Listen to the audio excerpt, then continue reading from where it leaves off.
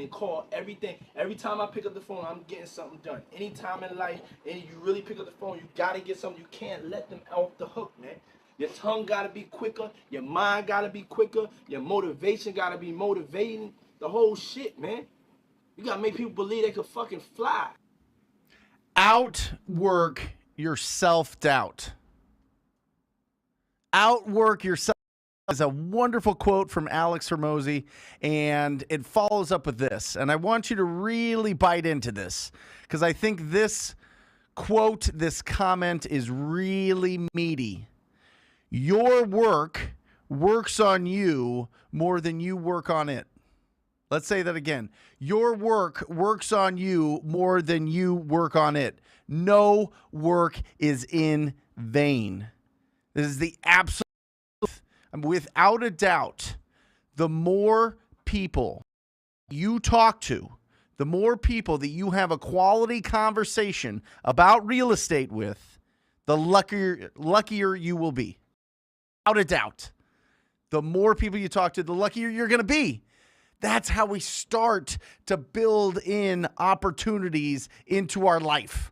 It is going out there, it's being proactive, it's bringing a ton of kindness and heart and a servant's mentality to the marketplace, to the 6 to 10% of the real estate market that is in distress at all times.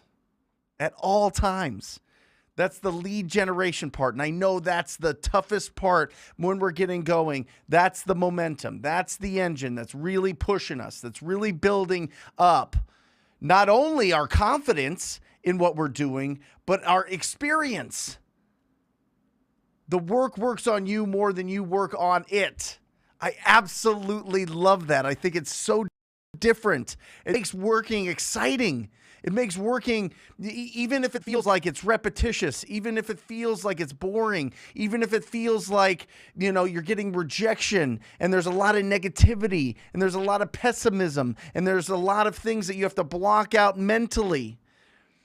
It makes you a stronger entrepreneur. And you get as an entrepreneur, the more value you can provide to the marketplace. And you know as well as I do, the more value you can provide, the more money you take home to your family, the more that you bring in income, right? And then you take that income, you invest in incredible assets, and you really build wealth. In the beginning, you're trading time for money, and then you get your time back with that money because that money is out there providing the value for you. That's building wealth. That's what we're working on.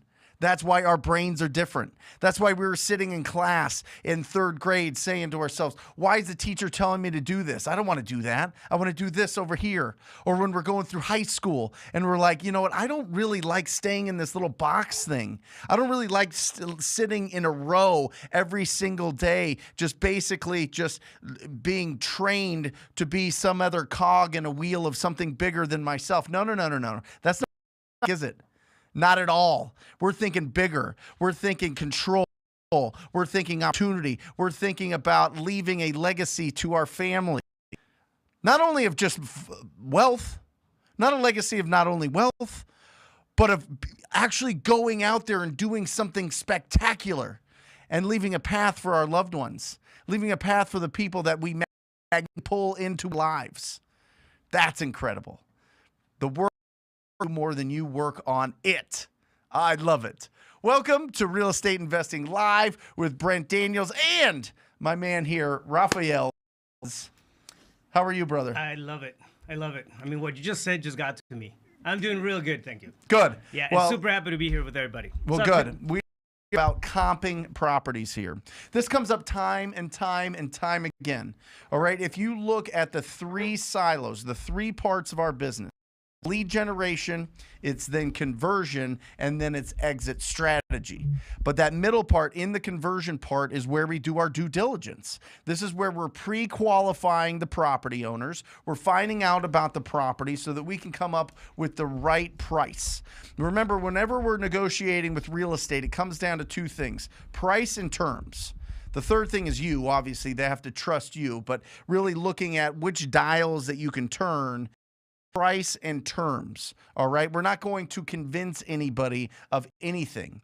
They either want price or they want terms. All right. And they either want to work with us or not work with us. Our ability is to get better at communicating, get better at pre-qualifying, get better at lead follow-up, get better with our enthusiasm, our certainty, our likability to be able to present this offer in a way that they trust us to get the deal done. Right? Well, part of that comes down to comping properties, finding the value of these homes, of this land, of this multifamily, of whatever it is, a condo, a townhouse, whatever it is, a manufactured house, but being able to come up with that value so that we can effectively go there with the confidence, with the certainty, and with the likability to go and lock up that deal and make something great out of it, right? So really, I want to break down the 7 steps here that you need to follow whenever you are evaluating. And I'm going to show some examples. I'm going to show you how to do this easily. I'm going to show you the parameters of where you want to offer, what range or what price you want to offer based on the value of the properties. All right? But don't become an appraiser. Make this be simple. I mean, you can get very, very, very good at this, and I want you to get very good at this because the more that you can realize when an opportunity is in front of you and how big that opportunity is, the more you're going to make, the faster and better your business is going to be built. Comes down to comping the properties and being really, really confident in the values that you're finding. Because when we come out, when we get into this business from an outside industry, or we're just getting brand new, maybe we're young getting into this, or maybe we're coming from some other industry, realizing the values is really tough. It's kind of sticky. We're kind of like, well, somebody says it's worth $250, but I think I'm looking at this and it looks like it's worth $280. How do I know what it's truly worth? I'm going to break it down in these 7 steps. Check this out. Pull that up, Matt. 7 steps to comping. And if you'll just put me in the corner there, I'll kind of go through it. I'm going to tell you what I'm going to tell you, and then I'm going to tell you, and then we're going to tell you what I told you. All right? Here we go. 7 steps of comping. Number 1 is location. The best comparables, the best comparables for your subject property are going to be in the neighborhood, because typically that neighborhood was built by the same builder or a similar builder. They're built in the same time frame, typically with the same materials. All of these things matter, right? You can't go out there and compare a house that was built by a luxury home builder to somebody that's across the street that's built by somebody that's like a first-time home buyer neighborhood, right? It's like the difference of a Honda Civic versus like a G-Wagon. You know what I mean? Like they're built differently. There's more high quality products in there, and the neighborhood is different. I mean, there's just higher barriers to entry to get into the higher end neighborhoods than there are in some other neighborhoods.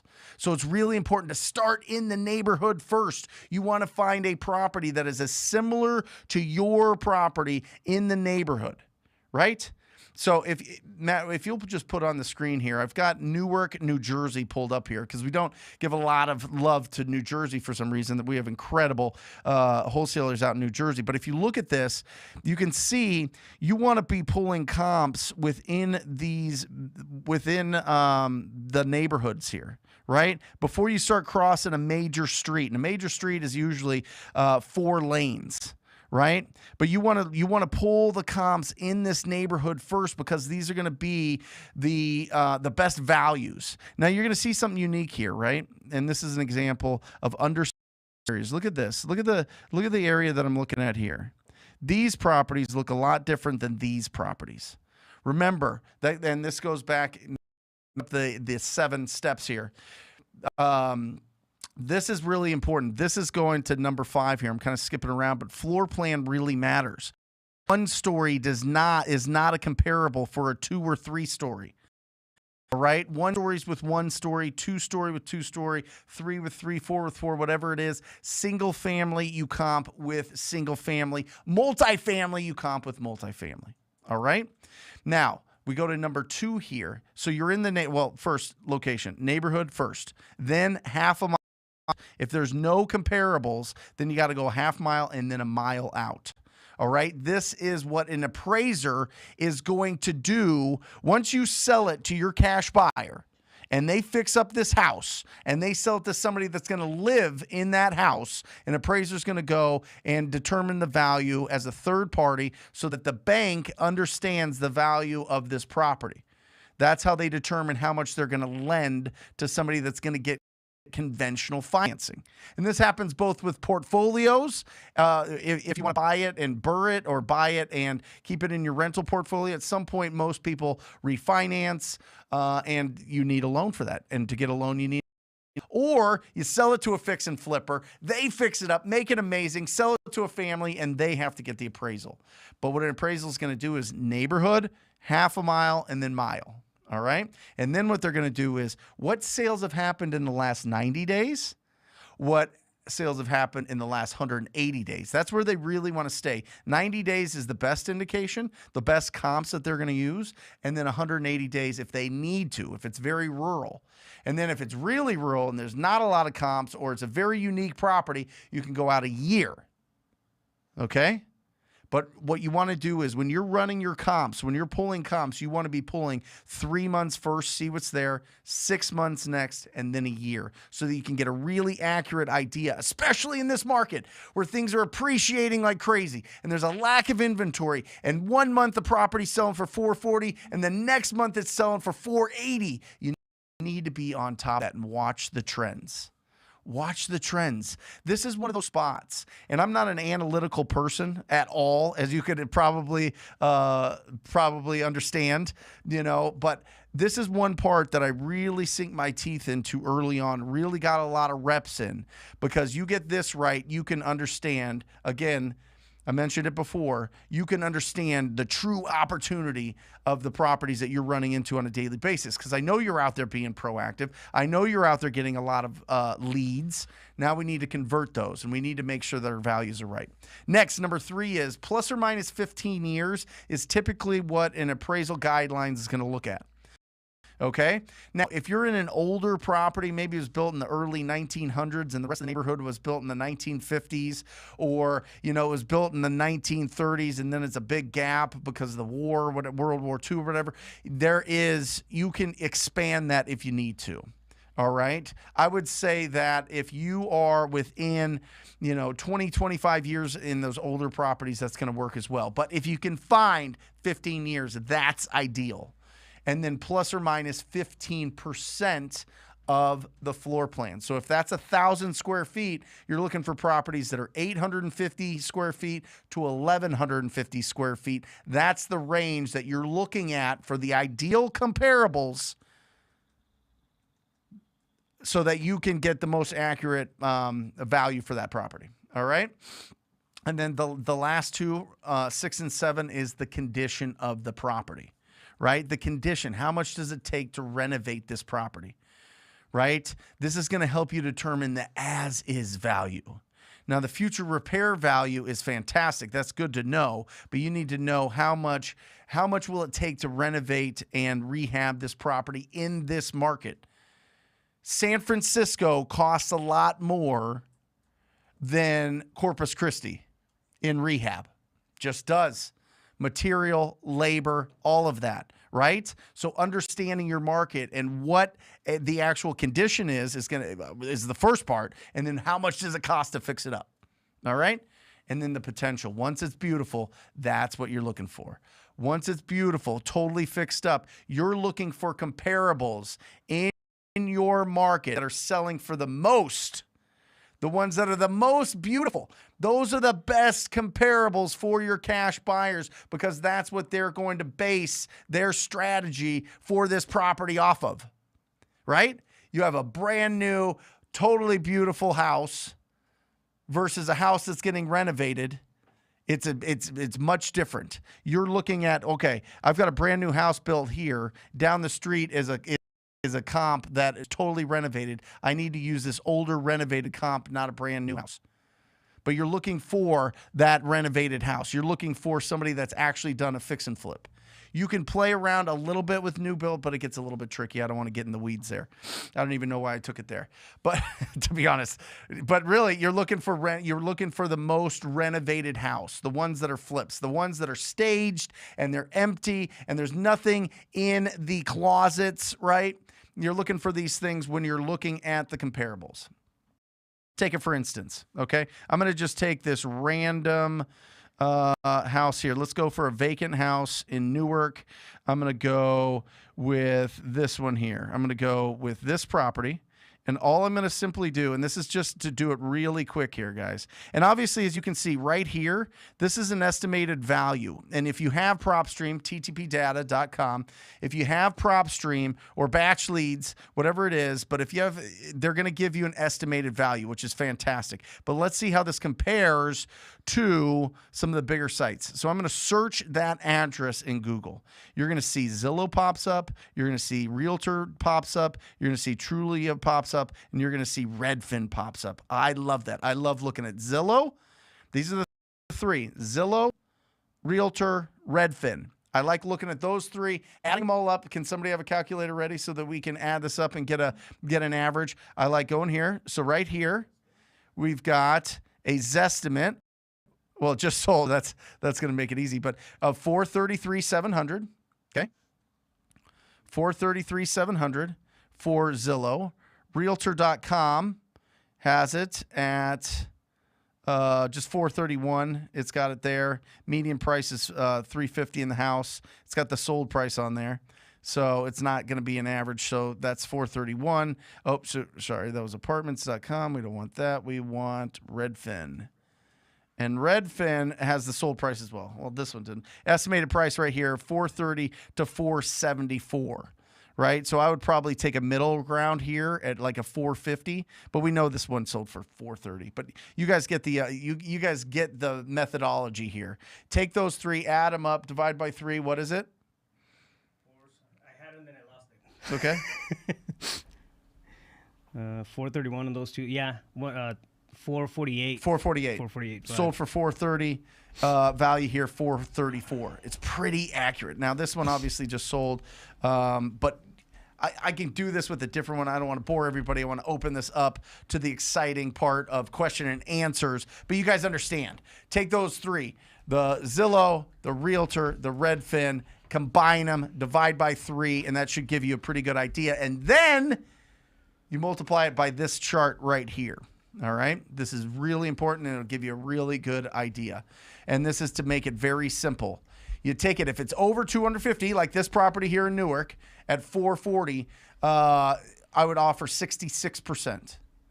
And if it's between 250 and 100, 50%. And if it's under 100,000, you're offering 25%. That's going to give you a good baseline of where you need to be. Okay? So there, in the last 10 minutes, I mean, obviously you're going to want to rep this. You're going to want to understand values. You're going to want to talk to your cash buyers. You're going to want to get feedback. You're going to want to sign up for everybody else's wholesale blasts so that you can see which properties are coming in at what price and what they sell for, so that you get a really good idea of what is going on in your market and what you can expect for the deals that you are going to sell. Okay? Got it? Raphael, comping. Talk to me about your process. One thing, I mean, Yep. I follow the same, very similar process. We keep it at 10%, or I'm sorry, within 10 years built. Okay. One thing that I saw there that I think is very in mind is the potential of the house. So you're always gonna have a discrepancy between sold comps Yep. and listed comps. Yep. But that gap is where a lot of the buyers play. So yeah, you absolutely want to run and make the offer based on the lower range of the comps, and then come back and rerun it and look at those available comps. Anything that's as far as competition, anything that's available that hasn't necessarily sold, but it's still there. Yep. And account for the dispo side, not necessarily the buy side. Love it. Yeah. Love it. Awesome. What do you think of this? So I sent Raphael some Alex Hormozi videos last night, and he said, outwork your self-doubt. Oh, man, it gets to me. I mean, this is you. I mean, are you kidding me? Like, you were a firefighter, Then you were Sean Terry's acquisition manager, and then you created your own business, and it's just going bananas. You got 12 deals pending right now, right? Yeah. All across the country. Yeah. Dispoing all across the country. And starting out, there had to be some self-doubts. Oh, right? 100%. There's always self-doubts. I mean, it's you know, the whole sense of do I have the capacity to do all these things? Am I even able to dream, you know, bigger than my box, right? It always gets to you, but what happens is that when you start planting seeds, they grow. Yep. Next thing you know, this thing has, you know, legs and it's walking on its own and it's just carrying you as opposed to you pushing it, you know, and trying to get it places. Yeah, but you're a worker, bro. Oh, I mean, you've been going Yeah. hard, working for years. I took a break. In, This is in your easiest part of 2006, this I week. think. The easiest part of this week is this show for Rafael. The rest of the time, I mean, you're running at full speed. Yeah. Right? Yeah, pretty much. I mean, that's it. It is what it is, right? That's what it takes for a while. But it's when you enjoy it, man. It's just paying it forward, giving back, and then just, you know, planting seeds all over the place and seeing people kill it. Yep. With those seeds, it's beautiful. It's a beautiful thing, right? Yep. And it always comes back. It's the best way of doing business that I, you know, play around with my friends. That's what I do. Yep. Hell, if you and I can hang out, Yeah. it's a win. It's a win. There you go. No, and listen, this whole self-doubt thing is really, really, really important to investigate and to destroy through the work. Because the fact is, nobody can come on here. Nobody can tell me with certainty and confidence that if they talk to enough people, they can't find a deal. Yeah. It's just a numbers game. It's math. It really is. If you go after and have quality conversations with people that have either physical distress of the property, which means it needs renovation, financial distress in their situation, or emotional distress in the situation, and whatever's going on with that property, whether they inherit it, whether they're going through divorce, whether they just can't look at the property, it just reminds them of something, whatever it is. People want to trade in these houses as quick as possible for speed and convenience, and for that, they will give up potential equity in that property.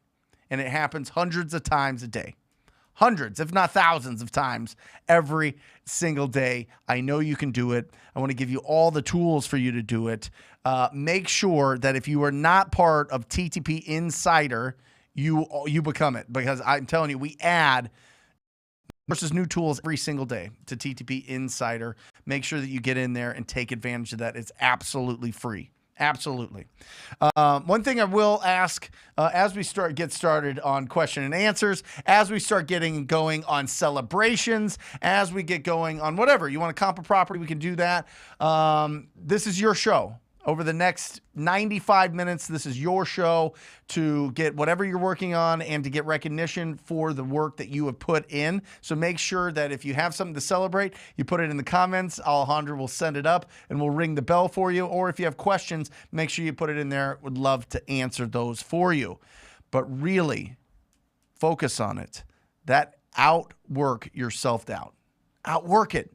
It's just putting in the reps. It's just taking action every day. It's building and really just focusing on ugly houses and getting big checks and not worrying about all the other strategies of real estate right now. If you're just getting started out, all you focus on is serving the community, the 6 to 10% of the real estate community that is in distress at all times.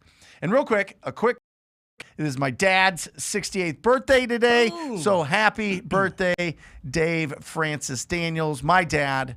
The man, the myth, yeah. the legend. Best friend, hero, your dad. everything wrapped into one, an incredible human being. Happy birthday, Dad. I love you. Happy birthday. There we go. And one last thing, guys.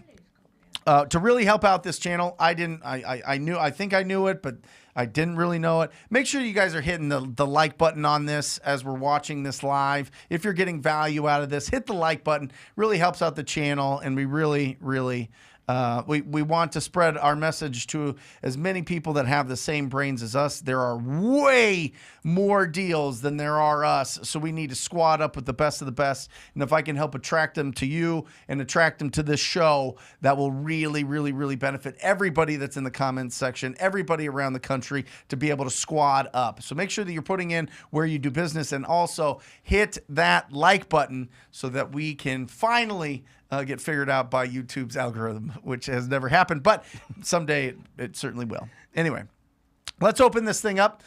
Any questions, any celebrations, anything that we got, let's start firing away and bring some energy and enthusiasm into our Wednesday.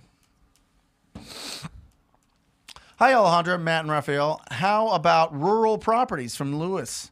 Lewis, here's the thing. Rural properties, same things, right? You're just going to have to expand the bubble. Expand where you're looking. If there's not a lot of comparables, or if these properties are very spaced out because they're on big pieces of land, then just expand it. If you have to go 2 miles, go 2 miles. If you have to go 3 miles, 3 miles. If you have to go the whole zip code, go the whole zip code. But what I will tell you about rural properties is, typically there's less cash buyers for those properties. Let me explain why. Most people's crews for fixing up properties live in the city, live in a city or a suburb or whatever. So then they have to drive all the way to these rural properties. They have to get the materials to all these rural properties. There's more costs involved. And if a cash buyer has the option of buying this one in town or this one way out rural, they're going to buy this one in town. Now, listen, if they live in a rural town and that's their thing and they do a lot of the work themselves and they've got their whole crew there, that's something different. But for the most part, finding properties that are closer to other properties and in subdivisions in bigger cities is going to be a better bet, and you're going to make more on those deals typically because there's more competition for those deals. There's not only more competition from your cash buyers, but from the retail buyers that are coming into it. Raf, any thoughts there? One of the things to be cautious about or conscientious about is going to be the year built on rural properties. You don't have a lot of that, just track home type of stuff. So it's going to be a lot more custom. This is one place where we can't find absolutely anything. We'll go to price per square footage, but we'll keep the year built in mind. Stick that, within that range, 10 to 15 year range. What happens with rurals is something like you'll go, half a mile or a quarter mile or a mile and a half, and you can't find, something solid. And a lot of them are going to be super custom, and then the other ones are going to be basic. So the year helps out a lot. Yep. Yeah. And you see a lot of rural people build like their mansions. Oh yeah. When they retire. Yeah. And then you have somebody that's manufactured home. Yep. Just down the street. So it's kind of a mixed bag there, but that'll really help you out. By the way, anybody watching on Instagram, we apologize that we're not switching screens and you're getting the full experience. If you want to get the full experience, Brent Daniels YouTube channel. If you want to stay on Instagram, it's going to be on me, and you're going to have to get it's kind of going to be a little bit choppy. We're working on it. We're working on it. We just need a data. And if you know anything about computer chips right now, it takes a lot longer than you think to get it. So we will get that. We'll increase it so that we can expand in Instagram so you can get the full experience. But if you want to get the real full experience, get everything that we're propping up on the stream, see Raphael's beautiful face, go to the YouTube channel and make sure that you subscribe. For the people on IG, I'm your conscience right now. Yeah. I'm the voice of your conscience. Yeah, you're just a disembodied voice. Awesome question, Lewis. Call me Jarvis. By the way, this question comes up a lot, Lewis, so thank you for asking. Yeah, it's a good question. What if there are no comps in the last 1 to 2 years? Yeah, I mean, you're in the boonies. Yeah. If there's no comps, then there's no buyers, bro. No buyers. So you got to really, it has to be a unbelievable deal that you'll probably sell to a neighbor. It's going to be tough to move that.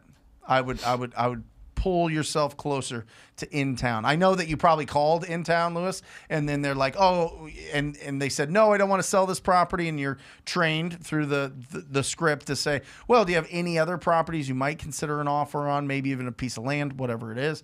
And then they send you that rural one and you're like, wow, this is a great deal. Are there buyers? Are there buyers? That's the big question. That is the big question. You got to make sure that there are buyers in that area. All right? Awesome. What about lot size? Yoli, that is great. I love that you asked that question. I don't give a lot for lot size. I really don't. It's more of a bonus for me because there's a couple different factors at play there. A lot of the properties that we see have big lot size. Nothing has been done to those properties. So do you have to clean up the landscaping? Do you have to install landscaping, right? Is this big lot something that's beautiful, that has this big resort style pool or a beautiful garden and beautiful backyard and something that's just really well taken care of? Typically not. People that take care of their yards like that aren't wanting to sell, at 66.50 or 25%. So usually we're running into just vacant lots. That means people have to throw a lot of investment money into that property to fill out that lot, typically, or keep it clean, or clean it up or whatever it is. That's the same thing as keep it clean. But you know what I mean? Like, very eloquent. No, I'm trying. I'm in a weird space right now because in Arizona, there's a desert and it's just dirt. But most of the country, especially East Coast and everything, has a lot of vegetation. So you have to take care of that or clean it up or do something, thin it out. And I don't really know what I'm talking about there. So I'm just kind of, On that note, I think guess. it takes me back to the to rural properties as well. Like you'll have a mansion built on a 10,000 square foot lot or half an acre, and then you have a mobile home on 4 acres. Right. So which one's worth more? You know what I mean? Right. It's land value. It's at the end of the day, like it comes down to about 20% of whatever the average price of the area is. Right. So if you want to do some math, you can kind of calculate for that and allocate a little bit. But at the end of the day, what matters is the living square footage. Yeah, I look at Yoli. Great question. God, this is why I love doing these comping ones, can of worms. because it just up. It really does, and it's really important. So Yoli, I look at and here we'll just look at this property real quick in Newark. Let's get this one here. What I do is I look here. I'll go to the comparables. And in here, it's beautiful. They have the lot size, lot square footage here, and they do a pretty good job of pulling the comps. And I'll look at that for sure. I'm looking at, can I find the same square footage with a similar lot square footage, plus or minus 15 to 20% on the lot? Can I find that and find a really good comparable? That'll be the best. But if I can't, and I see that, okay, this one's got a big lot, ton of potential, and the highest price one here is on a smaller lot, but it's a really nice house, I'm going to just take the lot as a bonus, and I'm going to run my numbers based on the highest sale in the neighborhood or half mile or mile that's similar to this property. Okay? Great question. But a lot of people are like, oh, I've got a double lot, and you could split it, and you could do this and that. Maybe. I just did a podcast yesterday with one of my students that this is his whole strategy, but usually the frontage has to be double, not just the depth. Does that make sense? You could split it in half like this, not like that. So there's a big difference there. But there's some potential there. And I'll comp any of those if you want to bring it on a Wednesday.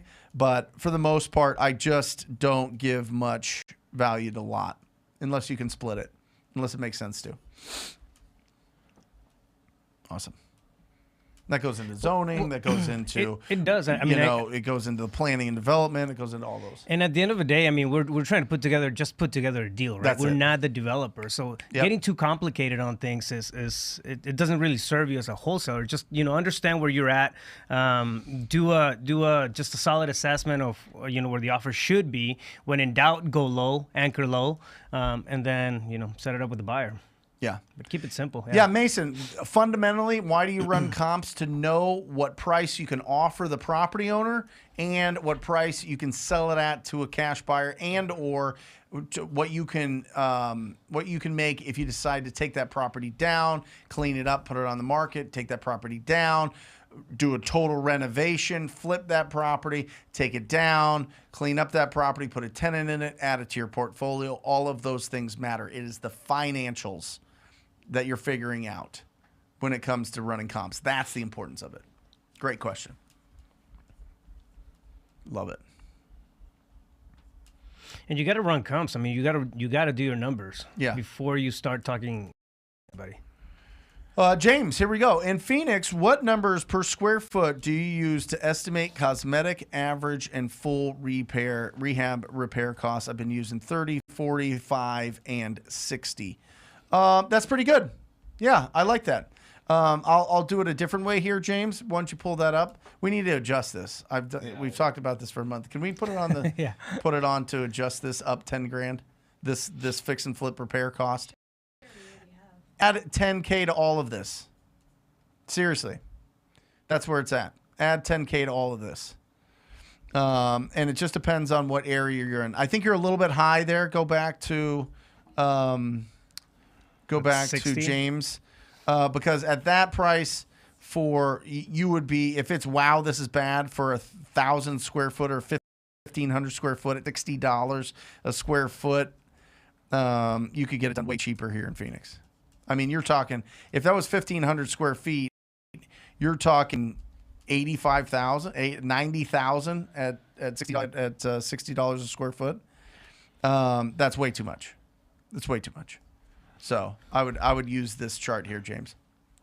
And it's an estimate. And remember, it just depends on who you're selling it to. People that do this for a living are like 50% below like general contractors, for real. They cut out because most of the costs are labor costs. Now, some of it's material, just depends on the supply chain. That's why we added $10K to the chart. But I would use that chart. That's what we use. So that really helps out. What are we whispering about back there? We good? Yeah. Okay. From IG, Desiree. All right. How about square footage? What % do you use for comping purposes? Is it 15 up and down? Yes, that's right. Yeah, if you'll put up the 7 steps there again, it's right there. Oh, you can't see this. Sorry, Desiree. Sorry for everybody on IG. Yes, it is 15% up or down for square footage. That's where you want to be. If you go to TTP Insider, this is in there, this breakdown for you. Or go to YouTube and get the full experience. Yeah, or YouTube. Yeah. Logan. Beautiful smile. Look at this guy. My biggest downfall, and the reason why I don't go hard all in, is because I don't really feel all that comfortable with ARV numbers. Yeah, that's right, Logan. Listen, I just gave you kind of the easy method, right? Zillow, Realtor, Redfin, add them together, divide by 3, should give you a pretty good ballpark. But without a doubt, you need to get a real estate agent on your team. You need to get somebody that maybe is local in your market, or a coach, a real estate coach that can review your numbers and look at it. I mean, these are really important if you're not feeling all that confident. You know, you'll get to that confidence, but if you need somebody to help you out for your first few deals, just to get your feet wet and get your momentum and get the checks coming in and the money hitting your account and showing and proving to everybody that what you're doing isn't madness and that it's actually working, right? Squad up with somebody locally that has experience. You know, anybody in Phoenix, you know that you could reach out to me. You know Jeremy will run all the comps. You know he can help you sell all the deals. So if you're in Phoenix, definitely, you know, connect with us wherever it is, through my IG or through Jeremy@offerarizona.com. Jeremy@offerarizona. If I'm making that as an example that there's one of me in every market. I mean, not one of me. I mean, come on. You know what I'm saying? You know what I'm saying? No, but those guns? I'm just playing. But there is somebody that has experience in your market that can really help you out, and I think it's worth giving them 50% of the deals up front to learn that, right? I mean, it's the apprenticeship. I mean, people always, you know, worry that like, oh, well, it's only a $10,000 deal. I'm going to $1,000. But what if you learn $300,000 or $1 million or $10 million worth of value in that? You know what I mean? Yeah. It's like that example that we heard yesterday that if I could give you a Lamborghini, but you have to give me $5,000, could you find the $5,000? You know what I'm saying? But we're worried about giving up $5,000 to somebody that could teach us and mentor us locally or whatever nationally for and not get the value of millions of dollars. a little bit on that. I'm not endorsing like splitting deals with me or anything. I'm just saying in your local market, I think it's smart to squat up with people to review your numbers and help you sell those deals so that you can get some wins under your belt. Think of it as a paid internship. I mean, Yeah. it's the best way to get your feet wet on somebody else's marketing budget. Yeah. That's huge. That's the way I think about it. Yeah. If I could give you a Lamborghini and you had to give me $5,000, would you do it? Everybody watching this would be like, yes, I will find that $5,000. I'll sell my blood. But somebody that's going to help you make that, you're not willing to give it up. It's silly. It's short-sighted and it's nonsense. If you need help, listen. It's a great Tim Ferriss quote. Everything you want is in somebody else's brain. Yep. Everything. All you have to do is ask questions. That's the pickaxe to get at the gold of that stuff. So don't worry about that. If you literally focus on being proactive and generating leads, you do not understand how much your life is going to change forever. Yeah. If you're the one out there, you're the one hustling up opportunities. You're the one having the quality conversations with your neighbors and your community, trying to help them out of their situation, and you bring that has experience, they will help you. You will get 3, 5, 10 years of experience compressed into 1, 2, 3, 4 deals, and now you've got it. Don't be short-sighted. Don't step over dollars to pick up pennies. You know what I'm saying? There you go. Yeah. One more thing in terms of ARV to Logan, it's a reason, right, to be held back. But think about comps as a range. You have a low range and a high range. You're hardly ever going to have an exact number, Logan. So if you're trying to get to that exact number so you feel comfortable about selling it, it's not going to happen, because whenever you have that number, 2 hours later, something else is going to sell, something else is going to go live or whatever, and that changes all your numbers. So you always have a range. You buy or lock up the deal, negotiate the contract with the seller on the low range, and you come back and sell the contract on the high range. But you're always playing with ranges. Think about that on ARVs. It's never an exact number that you get. Keep that comment. Thank you. Keep that comment for a second, Logan. Watch the word downfall. Watch the words that we use. The project that I'm working on is learning how to be better at ARV, right? The challenge that I have, right? Like that seems like you're working on something that is exciting, that energy should be put towards it. So just watch. I'm not saying, I'm not hating on you here, but I'm just, the words that we use are so critical to the emotions that we feel and the actions that we take, that I just want to remove all kind of negative things or things that might sound a little bit that you can't overcome them easily. Project challenge. Start using them. Those have power over. Well, it's psychology. Yeah. I mean, this is your wheelhouse. NLP is all about that kind of stuff, man. Neuro-linguistic programming. It's about just switching some key things in terms of how you speak. Yep. Words are powerful, how you use them as tools, and it really changes the context of everything. Everything. Love it. Love it. Mad Max. All right, Brent, can you do an example with this address? Stumped on this one. Oh, we're getting fancy, Mad Max. Absolutely. I would probably pull this up on my MLS, but we'll just use this because it's here. Let me see. Definitely needs rehab on the whole inside. Will be listed on the market at the end of March this month. Motivation high. Price $7K to $1 million. ARV 1.5. Go back to the address, please. Can you put the address back? 5531 East Calle Del. Back up. Del Paisano. Paisano. P-A. Paisano. Yeah. People asking me to do so right now. That was pretty good. That was pretty good Spanish right there. For me? Oh, yeah. Thank you. Nailed it.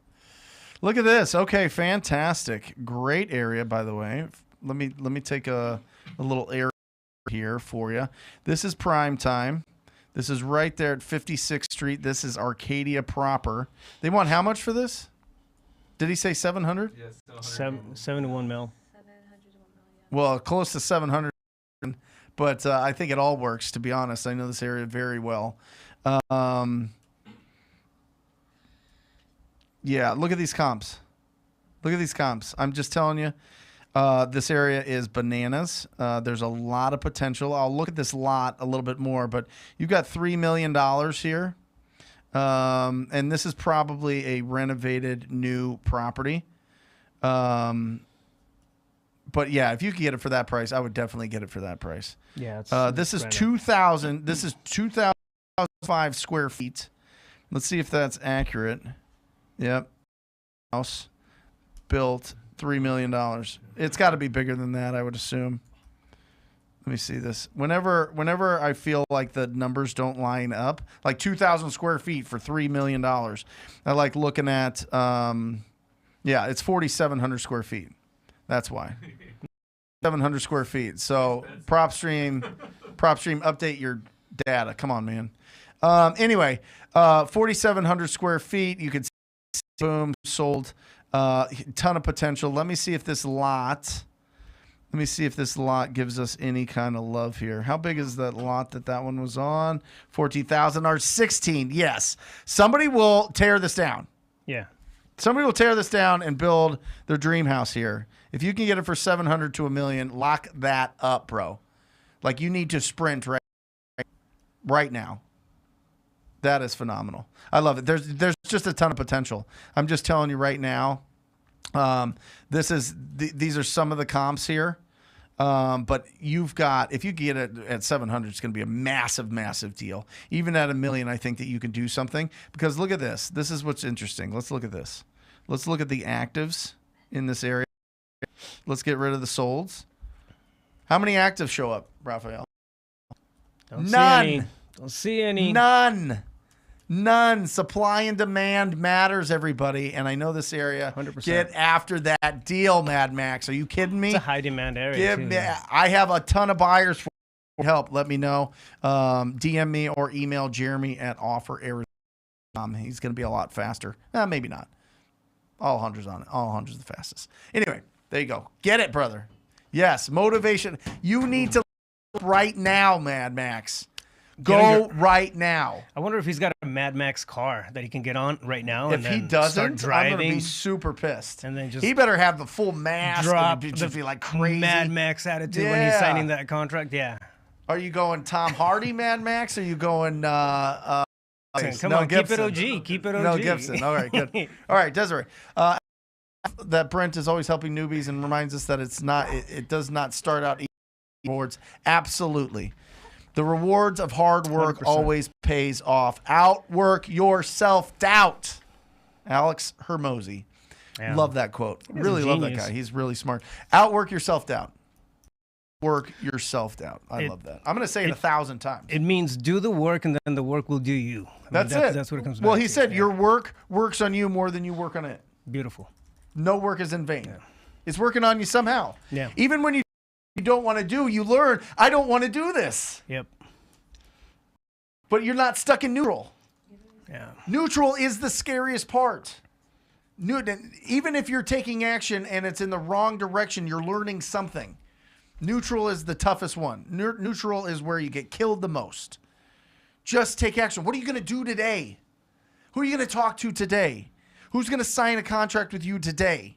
Who's going to be a new lead for you today? What's going to be the new opportunity for you today? That's every day you wake up that way. Every day. Every day. What is going to be the new one? That's what makes this business so exciting. That's what makes this business so long-term. That's what makes it like the potential for this business is limitless. Because of that, there's always new people. There's new opportunities. The amazing thing about what you're saying right now is that you start with an idea, right? Mm-hmm. All I want is one contract. I just want to get one signature. Then that happens. It opens the door to something else.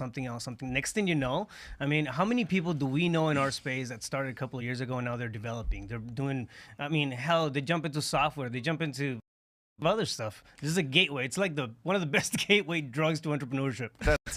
That's it. And it's really interesting. And just as a quick announcement, today we're doing a special wholesale hotline with Jamil and Pace, and we have Tim Bratz in the studio today. He syndicates like 4,000, 5,000 doors that he built over the last years. Yeah. I mean, you want to talk about exactly what you're talking about. We're special live later today, probably around 4 o'clock Mountain Standard Time, 6 o'clock Eastern Time. We're going to try to get them in here at 3, but you know how that goes. But look out for that. It's going to be incredible. But yeah, you start off with one conversation, Ruff. Yep. One conversation that changed it all. I remember we were knocked on the house right by this house that we just comped. And she didn't want to sell, but she was the caretaker for the house down the street. And that was the first deal that I ever did. And she gave me a slip of paper with her name and her phone number on it. I knew her address. That's all you need. Name, phone number, address, and the courage to pick up the phone and call them and have a quality conversation based on 4 things. The condition of the property, their timeline to sell that property, their motivation to sell that property, or what is their problem, and their price. That is all every single real estate conversation comes down to are those 4 things. You find out that, you get a shot at that opportunity. And if they trust you and the price lines up and or the terms, but let's stick to price on this channel and get some big massive deals, then you win. You win. That's it. That's the whole blueprint for it. Name, address, phone number, quality conversation, 4 pillars of pre-qualifying, lead follow-up, get the contract signed. Boom. Yep. Well, what's the best closes? What's the best closing techniques? How do you convince people to go with you and not somebody else? You don't. Closing is a natural process of pre-qualifying and lead follow-up and offer presentation. That's it. There's nothing magical.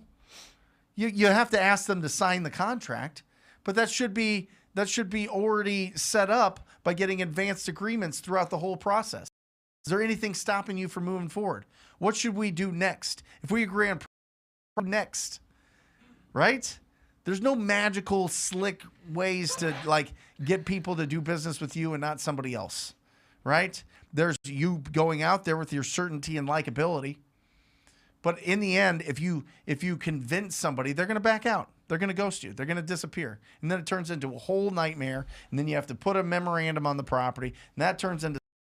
And so if you do it right and you pre-qualify and you do your follow-up and you do your offer presentation and you run your comps right and you come up with the right value and you know that you can sell that deal or do something, add it to your portfolio or flip it, whatever you want to do, whatever strategy you want to do, it makes life so much easier, so much smoother. You can grow a lot faster if you don't have to deal with drama, right? Natural progression. That's how you close. I think one of the things that keeps popping up, and we see it here in the comments and with just students in general, is people are hesitant, right? The reality is that as entrepreneurs, we're starting off, we want to get into something else, something new, something that the reality is that we don't know what we don't know. Mm-hmm. So do what you know. And that's picking up the phone. That's it. Right? You're going to learn something else. Now you have something else that you know, and then you can focus on that as it comes. But it's a natural progression of things, just like you said it. So Love it. Absolutely do right. What you know.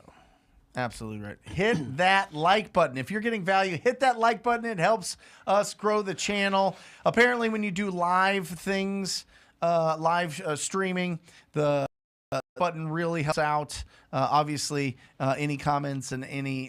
want you to participate. That's the point of the show. So put it in the comments. And then if you're not subscribed, make sure that you do subscribe. Mason, how do you run numbers? Price per square foot on each? No.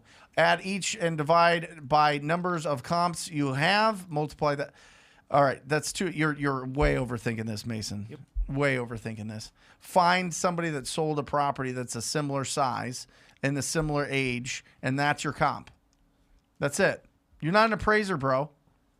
Like, just find similar properties in the neighborhood, within a half mile, within a mile, that are not crossing major streets or highways or whatever else unless you have to, right? And then just find out what they're doing. I mean, what they sold for, and then work it that way. Can you put up the 7 steps? Maybe give them a couple of seconds to take a screenshot of that. Yep. Mason, you have 3 seconds to take a screenshot of that. There you go. 7 steps. Location, timeline, age, size, floor plan. That's what you're looking at. All right.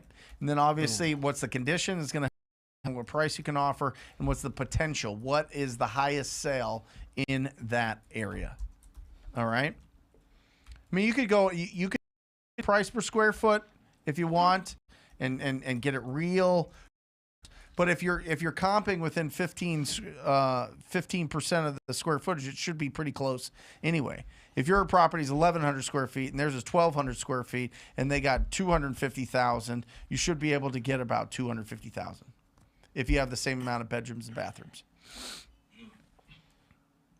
And what I will say is, bathrooms matter. Bathrooms matter. There is a huge difference between a 1-bathroom and a 2-bathroom house.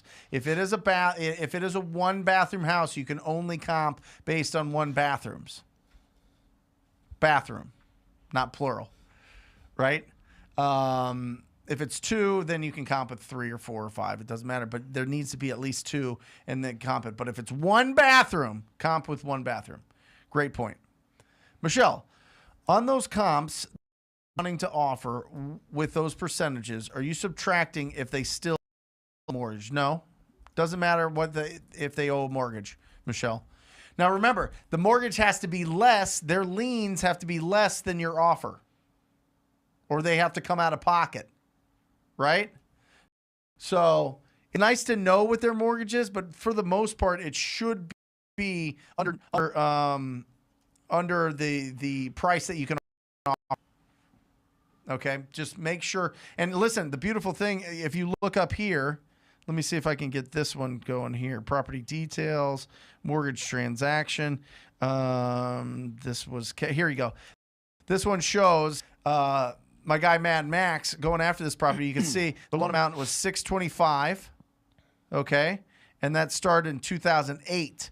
You could take that and look at an amortization schedule, put in, it's been 14 years, and look at, a year of this loan, what is owed here? It's probably $500K, right? Yeah, $500K owed, and he's at $7 to $1 million. Great. That's less than what your offer is. Okay? Whether it's their mortgage, Michelle, or it's a lien, or they owe property taxes, you got to make sure. But the title company takes care of all of that. Your job is to find the opportunities. You get the purchase agreement signed, you turn it over to the closing attorney and or escrow and title company. Most places it's a title company. Some places it's a closing attorney. Depends on what state you're at. But you turn it over to them. They get all the payoff information, and they pay off all the, and the cash from the cash buyer or yourself pays all those off.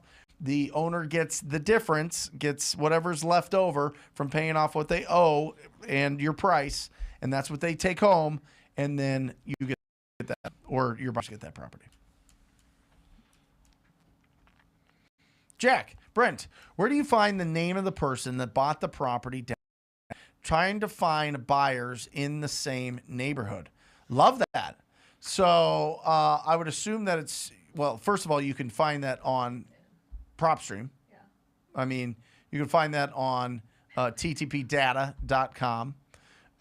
You can get that at Batch Leads. You can get that from Deal Machine even. But any one of those is going to get you that. You need to get a source to get the extra, to read between the lines to find this extra information. So I say both PropStream and Batch Leads. Non-disclosure states, Batch Leads. Disclosure states, PropStream. I just think that Batch Leads does a better job estimating the value in non-disclosure states. You just literally pull it up, pull the address up on any one of these resources, then you'll be able to get the owner's info. And once you have the, you go to your tax assessor, but this is just, I mean, if you're going to get serious about real estate investing, then get one of these tools. If you have no budget and you don't want to spend anything, then just go to, you could probably Google the address and find it, and or go to your tax assessor in your market, put in the address and find out who the owners are. And if it's an LLC, just Google the LLC and just start digging and find the managing member, call them up, conversation.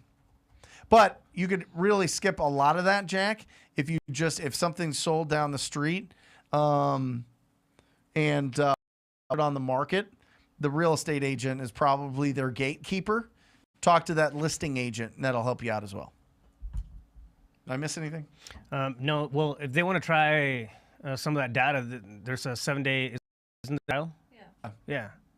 Yeah. So give that a shot, Jack. If you're looking for something like right now, as far as finding somebody down the street, go there. It's free for 7 days, something like that. And give it a shot. Corbin, 7 Figures, asks, what percentage would you use to get a max allowable offer after you throw out the 66% of Zillow? Depends on the situation, but I would hold fast to that's your max allowable offer. Depends on your situation. But if they come back and it's somewhere in that ballpark, you might be able to do it. If you have questions about it, you can bring it to the show or find somebody local that can really help you smooth out the rough edges of can I offer this and can I? And what you can also do, Corbin, is you could pre-sell it to some of your select cash buyers. You could say, hey, listen, I'm working on this deal. I don't have it quite locked up. I offered one back at 165. I can get you this at 175. Do you think this is a deal for you? And just be honest. I don't care. Just tell them. The real pros in this business are like, cool, what's my end price? What's my price that I can get it at? And then they're like, yeah, 175. You go back, yeah, I can do 165. Boom, you're done. So you can talk to your cash buyers. You can talk to people that are already doing deals in your area. And like a Keegley, you can look at Keegley.com, find out which markets they're in, talk to one of their representatives, or if you're local here, Jeremy at Off Arizona in Phoenix. But great question. But I like being at 66%, Corbin. When I look back on the deals that we do that we're not selling to hedge funds that are true wholesale deals that have some hair on them, they're a little bit rough, right? These need renovation. They typically come out about 66% of Zillow price. That's why I came out. And by the way, that's been the same for 5 years because Zillow keeps, going up. The interesting thing, have you seen the reports on what's going on with the iBuyers? That they're withdrawing, or the Open Door, the offer pads, the Redfins. Their stock was at like whatever 40 or 60, and now it's at like 8. Yeah. Woo, that might just free up some real juicy opportunities to get after these. It's about positioning. Yeah, hedge fund deals. Anyway, side note, look at that. Keep an eye on what's going on in the industry, guys. It's really important. Need comps ASAP. Of course you do in Texas. I'll tell you what, Texas is the toughest state in St. Peter. Yeah, this is going to be in the middle of nowhere. Love to do it. Take a look at this and do our best. But Texas, man. Huh? This could be your first deal. This could be Kiki's first deal. All right. Okay, 1, 2, 3, 0, Liberty. I'm going to just do this in prop stream because I'm already on it. And I don't want to live switch over to batch leads. Jesse Burrell will kill me, but that's all right. Here we go. I'm looking at this. What do they want? First of all, cash sale. So they bought it for a cash sale. It won't say anything. It's the seller's name was an estate, and then you've got a buyer here. Then you've got linked properties, 2. That's not bad. Okay, they've owned it for a while. I like looking at the linked properties, guys, because it's going to really give you an idea. It was a canceled listing at 33K. Let me see. Now I'm going to Google this thing. Brent, did you see the info on it? No, let me see it. Cosmetic outside, medium gut, asking 33K, canceled list. Property on, let's see, currently not for sale. Oh, there it is. Okay. Interesting. It's got his estimate of 121. That's good. What was it, Kiki, what was it on the market for? Let's see if it has it on here, but usually it doesn't. 38,000 it says in 2014. I don't see it. Was it just listed, Kiki? Because if it was 2014 and it didn't sell, that's great. I like that. The tax assessment 72.2. That's great. You've got some interesting comps here. Yeah, kind of all. One thing over to the point board. out, Brent, the tax assessment price point is not the ARV of the property. No. It's going to be a lot lower than. So if you have, for What's example, going to be a lot lower? the tax assessed price than the real comps. Right. So just a side note out there for anybody running comps. This has 129. Realtor has 129. And Redfin has this. So we got 121, 129, and 149. And they want 33? Kiki. Oh, yeah. All right. I like the look at that. Needs some cosmetic. It's not a small house. Oh, sorry. Let's get rid of this. It's not a terribly small house. It's 1,600 square feet. Good size lot. About 3/4 of an acre.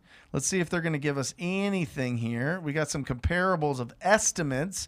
As you can see, PropStream's going to pull the ones that are closest to it. You've got one here that has an estimated of 150, 200. See, what I like doing here is I like finding the best comp, right? 45, 85, it's not the best. I want to get something that's a little bit cleaner. This 170 is a little bit closer in age. And so what I'll do is this address, and I'm going to see if Zillow has the old listing information for this property. It's 2481 square feet. And I want to see if it was listed at 245. It was pending at 245 and then listing removed at 245. So what do you think it sold for, Raph? Because it was 235, then they increased it to 245, went pending in 3 days at 245. You think it sold for 245 pending in 3 days? Yes. I mean, yeah. I mean, I don't have a straight answer for that, I guess. But yeah, I mean, my best guess would be that it did. There are no yeah. straight answers in Texas. I learned that. Tapping into Texas. There are no straight answers in Texas. It is the best bet though. So this has got it at about $99 a square foot, right? You've got some over here. It's in good shape. And we're at 1,600 square feet. So let's say, what was the average? This one's got an average. Why would it have that and then this? This is what's crazy. I mean, PropStream's bananas. Anyway, yeah, I think you got a great one on your hands here, Kiki. 33. Was it recently listed? Did she say it was recently listed? Yeah, she said I'm 320. And it canceled at 33? And it didn't sell? No. Then there's a problem. There's got to be something going on with it. I don't see where that listing's at. No, it's just I didn't cosmetic. see where that listing Yeah. was either. Yeah, where are you getting that it was canceled on 320? And was it listed at 33K? I need to know that because the numbers are showing that this is a deal. But if it was on the market and nobody wanted it, there's something going on there. It's saying I have batch leads up right now. Batch leads says MLS is canceled. MLS canceled on batch leads? Well, Can I see it? do you have the? That's why I should have switched over to batch leads. I just said it. In non-disclosure states, make sure that you use batch leads. All right, let me see. Okay, MLS canceled. Yeah, that was canceled in 2014, bro. Yeah, not 2020. Yeah. MLS, yeah, it was canceled in 2014. We saw that. Yeah. So it wasn't canceled this year. It was canceled in 2014. Market's much different. Based on everything, though, I mean, it puts a value, I think, at least around the 150 range, 140 range. Seems like it to me. From everything that's on there, right? Of course, you have those, like that, the one that sold in the 200s, with a quick pending. But if you're at 77 and you have a room, to double that, I mean, you still got a deal. Mm-hmm. At the end of the day, it comes down, like, the decision is easy, right? Yep. Yeah. Yeah, if they're going to take 33 for that and it's not a tear down, I would rock and roll. It said cosmetic. That's what's kind of keeping me wondering. There's a lot. Well, this too is it. How's There's a lot of manufactured homes over here. How's the activity? Is there listed stuff? Yeah, there was. I think there was one. Yeah, great roof. Yeah. There's a lot of manufactured homes here. Let me see if that one is. Yep. That might be the issue. It might be this Why? neighborhood. Yeah. There's a brick house right there. I would talk to a real estate agent in this market just to verify. Oh, Um, 2022 was her timeline. Oh, that's when she wants to sell. That's when she wants to sell. Oh, yeah. Awesome. I would just verify. I would lock it up and I would verify with an agent and just make sure that that you can get that in that neighborhood.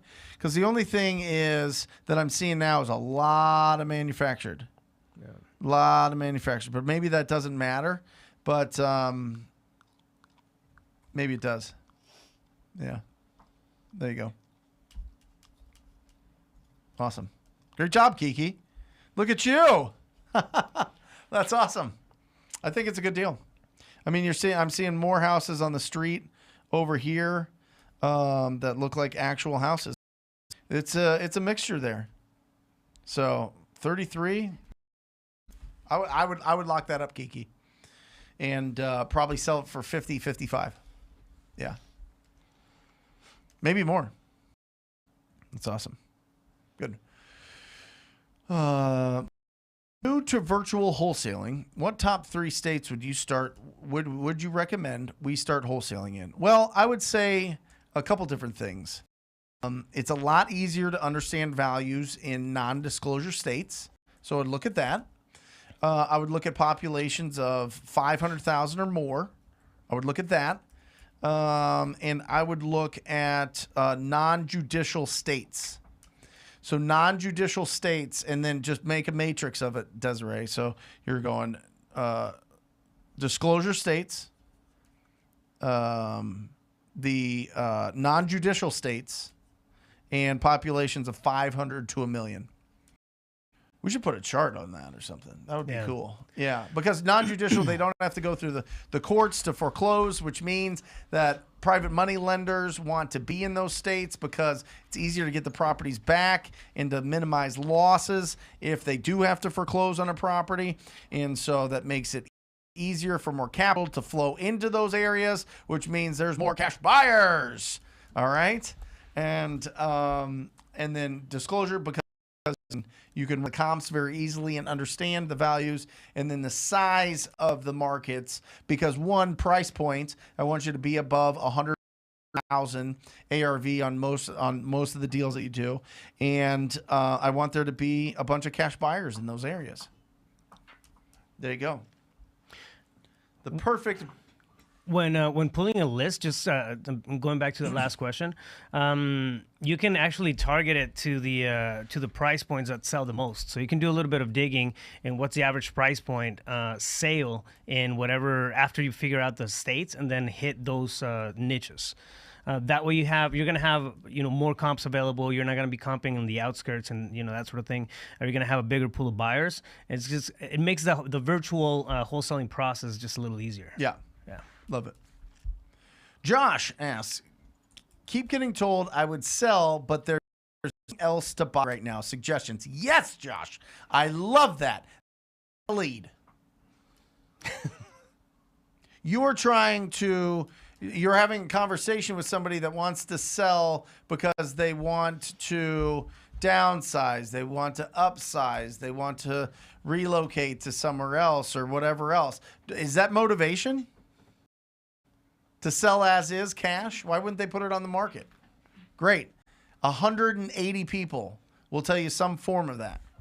You need 20 that are wanting to sell and have a plan on selling it. And out of those 20, one will work with you. You talk to 200 people, you're going to get one deal. So you're going to hear that a lot.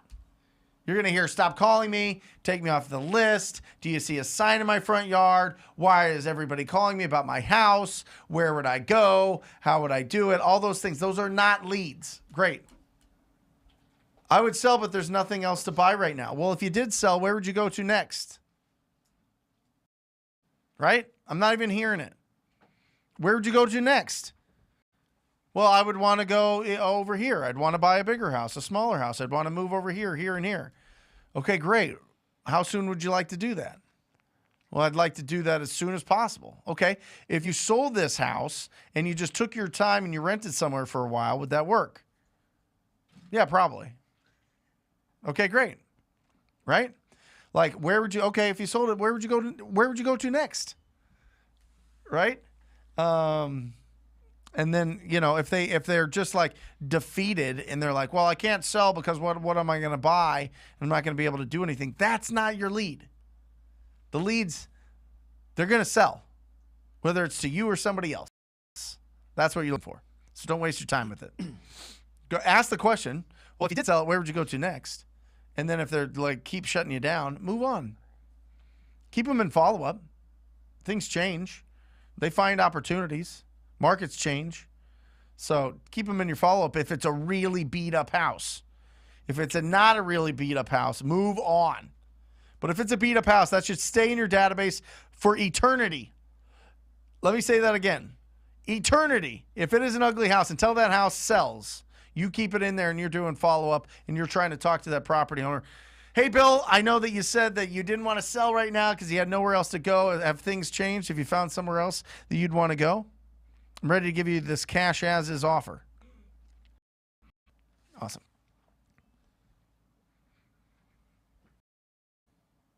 Curtis Young, are there any special rules for wholesaling of Ohio? Nope. Illinois, you have to have a license. Special rule. I'll give you a special rule. I think they have disclosure. Yeah. I think there's a disclosure that plays into it, but it's not a licensed. Okay. State, I think. Yeah. Yeah. I mean, I've got a ton of students in Ohio. It hasn't been an issue. Curtis, one thing that I will say is a special rule is go after properties above 150,000. Because there's a lot of properties in Ohio that are below 150,000. And we typically make 10% on our deals, right? So and it's the same amount of effort, same amount of work. So why wouldn't we push up these deals and average 15,000 as opposed to 5? Now listen, don't not do a deal because of it, but I would target properties that are above 150,000 in your market. Yeah. Because sometimes, some parts in Ohio, the repair cost is more than the value of the property once it's repaired. It makes sense to a lot of property buyers, except for turnkey rentals. And what I will say, Curtis, is I would reach out to all the turnkey rental companies and ask them where they're buying in Ohio and what's their buy box and what are they spending, which will be in the buy box. So that's kind of redundant, but makes it a little bit more clear. Ruan, after the 78th cold call, I found a deal that I'm getting under contract in the next week. Contract so we can ring that bell. We don't ring that bell until it's under contract, but I love that progress. How do we not have anybody that has closed a deal or put a deal under contract so far? We're 78 minutes into this, and I haven't rang that bell once. I has closed a deal or put a deal under contract. One, you're very close. You better come back on next week and let us know so we can ring the victory bell for you. But get it under contract. I like that Ron is tracking his phone calls. He's on the 78th call. Yeah, that's awesome. I'm telling you, 1 out of 2. Good habits. And that's call. That's probably not even contact. Yeah. You know, that's crazy. Usually you have to call a lot more people than that. So you are on track, brother. Get it under contract. Shorten that timeline. If there's a way for you to get it signed today, get it signed today. Time kills all deals. All right? If you've got a long road, if you got a whole week ahead, there's a lot of things that can happen between now and then. They got a lot of people that they can have conversations with. They can have a lot of ideas in the meantime. You know, what's magical about them signing in a year? That's something that I would want to know. Get it signed sooner. If you're not, I get it. I understand. Natasha, how many properties should you compare? You really need one main one. Appraisers are going to use 3 main ones. But if you can see, okay, in this neighborhood, this one sold for $400,000, and that's the max in the neighborhood, that's probably a pretty good indicator. If there's 2 or 3, it really makes it solid. I would say 3, Natasha, is like prime time. But if you have 1, that's great. But 3 is really prime time. Agree? Yeah, 3. We start with 3 to 5. Yeah. Awesome. Trish, happy birthday, Brent's dad. Yes. Boom. I am in Michigan. Want to know when running comps, not clear if I should focus on selecting sold properties or listed properties when running comps for wholesale deals. I love There's a lot of controversy about this. Sold tells you what happened, and the pending and active show you what's going to happen or what's happening in the future. My favorite comps of all time are pending listings because it's showing you right now what a what a buyer out there is going to spend or is spending on that property. Pending listings, but you never know what it actually closed for until it's done. Right? You need a little bit of history lesson here, but appraisers will use pending listings in their appraisals. Yeah. Pending listings give you an idea of what's happening right now. Sold tells you what happened in the past. But with the markets going as fast as they are, Trish, snag those pendings. The active ones, active could be pie in the sky. You don't know if anybody's going to offer that. I mean, I could put any property on the market for $10 million and it could be active. Doesn't mean anybody will pay that. But if it's under contract, that's a good indication. And sold tells you what actually happened. Great question. And on pendings, you can always call the agent too. Sometimes they'll just share that information. We've done That's that right. before. Yeah. That's right. Hit that like button, guys. If you are getting value, it really helps us out on the channel. Hit that like button. Dave, Brent, I looked up a deal on 120, and while watching Wholesale Hotline, received the completed assignment contract for $155,000. Look at that Sexy. tagline on the end of that. Isn't that a beautiful, magnificent, gorgeous thing? Ugly houses, Big check. big checks. Congratulations, Dave. Here we go. Finally. Boom. Oh, Dave, that is fantastic. Congratulations, brother. So $35,000. Keep it rolling. Keep it going. Keep that money. Keep building it. Build up that bank account. Buy the assets or buy your way out of your job. Fire your boss forever. Go off on your own. Put yourself into this full time if you're not already and go bananas. Really build it up so that you can buy all of these incredible assets to build wealth so that that wealth gives you your time back and the option of whatever you want to do later in life and not have to worry about finances. And, Dave should be Power Ranger. Dave? Yeah, they moved from it. But No. You- Sorry, yeah. did you see the last name? It's Murphin time. Murphin time. All right. Hi, Brent. What are the steps after you get a motivated seller under contract? 984. Love it. All right. Here's what you do. You turn that contract into the title company or closing attorney. All right.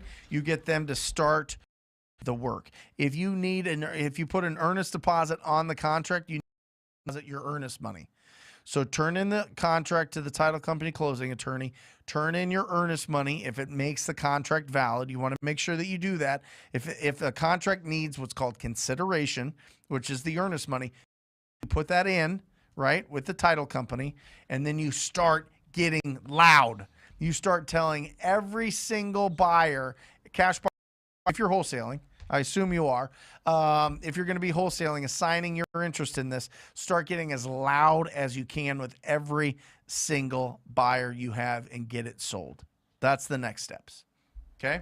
That's the next steps. That's the exit strategy part of this. And if you have any questions about this, we just redid. Is that video the steps, every step in the wholesale process live yet?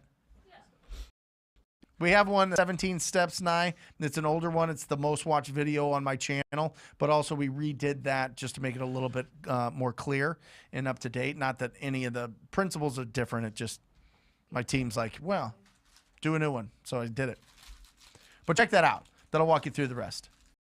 Campbell, how do I cancel a contract? Unfortunate if you have to, but you need to the title company or closing attorney and let them know.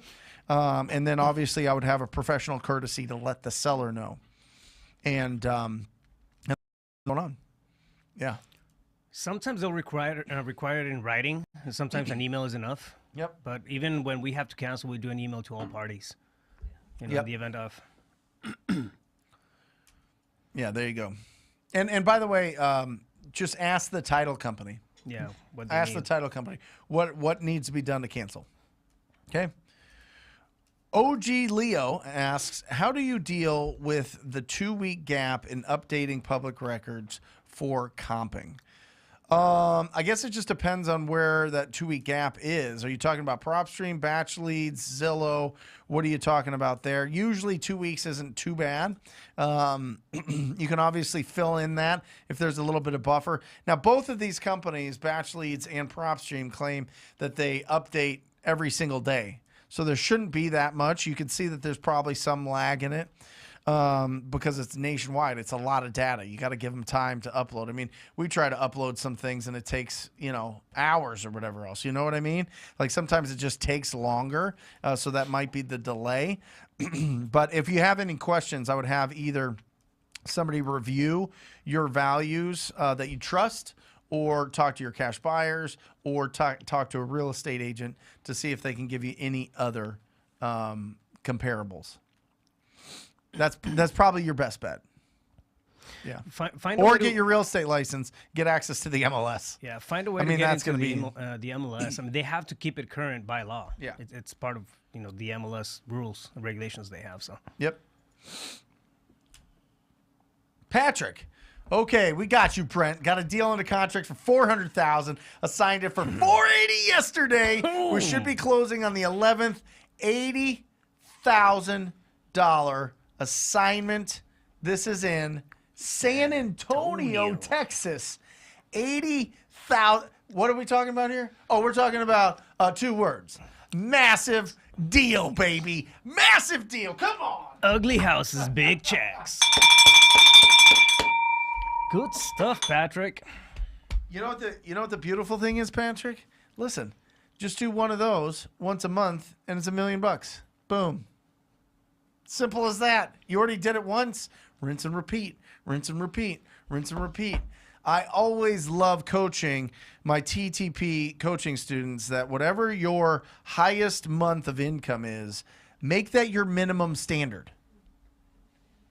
Make that your minimum standard. Do everything you can to make that the minimum that you make each month. That's growth.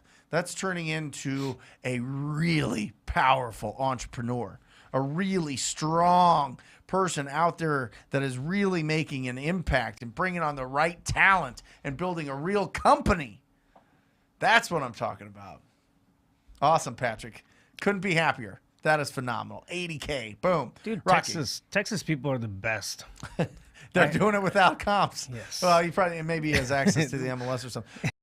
Let's offer to you for assignment contracts. Assignment contacts virtually while on the phone with a prospect.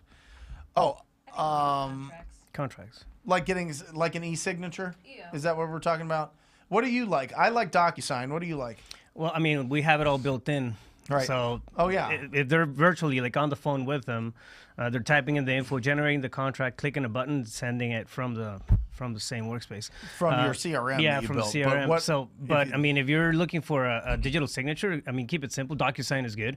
Mm-hmm. They have good certificates and reliable. So, yeah. Awesome. Garrett, Brent, do you have a Facebook group or Facebook page or group I can join to network with all of your followers? We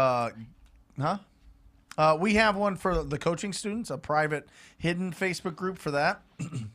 So if you're interested in joining that, that's ttpcall.com. We also have a phenomenal group. That's for the real small group. It's just the people that are active in my TTP program is at TTP in the private cold calling mastery TTP group that we have, where we put a lot of time and effort and support calls every single day into that. So if you're interested in that, definitely check that out at ttpcall.com. We also have obviously an incredible community at Wholesale Hotline and at Wholesaling Inc. So you could try those as well and get into those. But the real primo one is with the coaching students.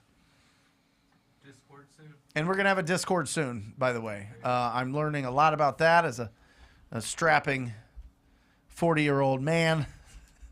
I didn't know what Discord was until a few weeks ago, and apparently it's way better than Facebook because Facebook is just shit the bed.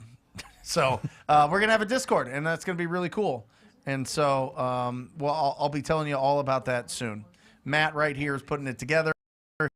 Mastermind behind that. Drew, thoughts on being a cash buyer's acquisition manager while you learn the business? I love it, Drew. Why not? I mean, listen, as long as they're bringing leads in and you're learning the conversion side of that, it's phenomenal. You just have to understand that the lead generation is the most expensive and the toughest to do.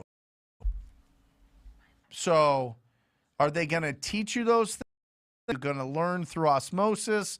Are you going to be able, are they going to nurture you in a way that allows you to start your own business and start finding your leads and building up your pipeline of leads? Great.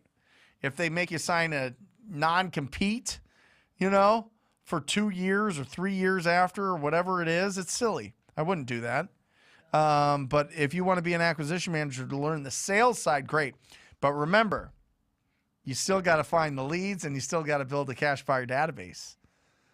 So you're going to learn 33% of it, but the sandwich, the bread there, is really vital, really critical. There's no sandwich without it. There's just a bunch of stuff in the middle. Yeah. I'm not going to say that, but yeah. Isaiah, is it true that if you have a deal with a huge assignment, sometimes they'll cancel the title insurance? How? Yeah, some of them do, Isaiah. Some title companies won't do it.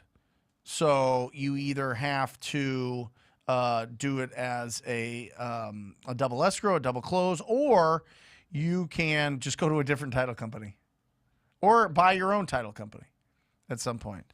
But yeah, if they won't do it because the assignment fee is too big, then move it to a different title company. All right. Awesome. Jatarin, there she is. There's a TP family member in the coaching program. Hi, Brent. When would you begin virtual wholesaling? Should I close a specific number of deals in my backyard? Yeah, Jatarin, for you specifically. I need you to stay focused. Big month in December. I need to repeat. Focus. Keep doing what you're doing. I know you want to sprint. I know you want to coach and you want to influence and you want to impact and you want to do all those things. And I hope you're starting your YouTube channel to get loud. She did. Fantastic. Alejandra confirmed. Congratulations. Everybody check out Jatarin's YouTube channel. Documenting her experience. Stay focused for real. For real. All of these other things can really need to be outside. Stuff that you do after 8 o'clock at night, stuff that you do later after you've locked up your deals, added to your pipeline of leads, gone on your appointment, sold your deals. Stay focused right now. Love you. You're the best. She's on fire. Jamila, hey, TTP, I'm making offers, but getting overbid by 100K.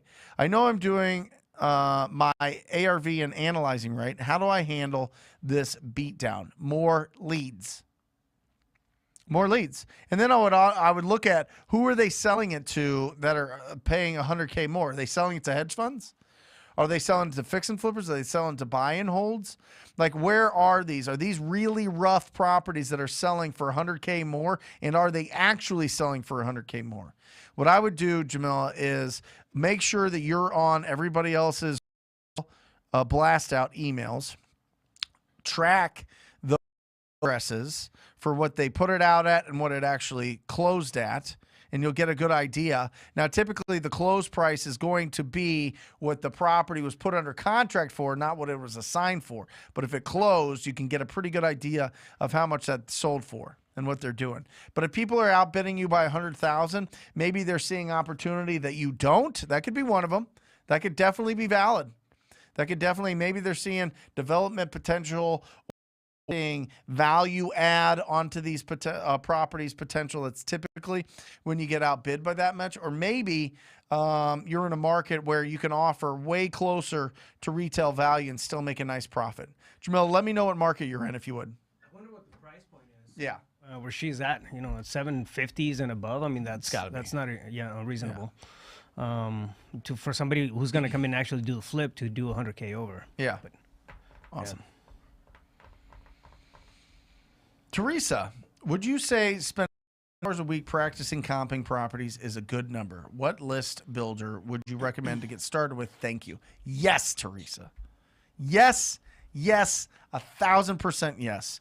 You know what people don't do in this business, Raphael? I think I'm going to start talking about it a lot more because it really helped me out, and I think I really kind of put it on the back burner, is practice. Yep. Train. Practice scripts, practice comping, practice overcoming objections, practice your appointment, whatever it is you need to practice. I love, Teresa, that you put practicing comping. Yes, 3 hours would be phenomenal. But what really works best is obviously not getting stuck in just comping random properties, but comp the properties that you're working on because you're getting so many leads. And then you get a really great idea, right? But yeah, that'd be great. List builder off the bat, you got to get Deal Machine and build your driving for dollars list.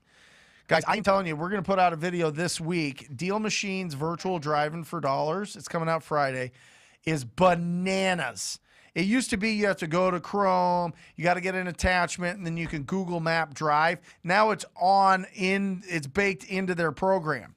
You literally could have your kids, you could have your parents if they're retired, you could have somebody that's a VA at $3 or $4 an hour, virtually drive for dollars for you all day long. It's incredible. It's bananas. They spent so much money to be able to put this thing together. But make sure if you don't have Deal Machine that you get it, use the biggest coupon code you can, TTP. And then as you're, if you do already have it, check out the video on Friday, and you could go on right now and find out how to drive in the app. Yeah. Chris, in a double close, is it legal to sign a contract with the end buyer with you as the seller, even though you are not the technically the owner yet? First of all, not an attorney, so check with your attorney. But I will tell you, in my experience, we are always the seller on those deals. We are the seller. Yeah, not a CPA. Yeah, not an attorney. Yeah, we need a not an attorney one too. For real, we're always the seller on those ones, and they're the buyer. So when it actually closes, we become the seller for a split moment, and then the buyer becomes the actual owner. Yeah. Double escrow, right? That's a double escrow. Double close too. Yeah. I mean, double close, you're going to be putting yourself as the seller on it, and then the buyer, and them as the buyer. Talk to your title company on how they want to handle that, and they'll walk you through it all. For those, the title companies usually have a rider, and I mean a whole ton of verbiage that they ask for to be included in that second contract. Yep. So reach out to them and then find out what they need to make sure that you have it in the contract when you're getting it set up. I love this question. We just switched over to your title or escrow officer. Will you answer Angel's question here? Yeah. What title company do you recommend in Phoenix? Ooh, Julie Hutton. She is a beast. What company? It's security title. I think she's with. Julie Hutton. Julie, yeah. Google her up. She switched from security to American. She switched a few times, but the escrow officer, I mean, she knows her stuff. She's not First American? Julie Hutton. I don't know. Yeah, Julie Hutton.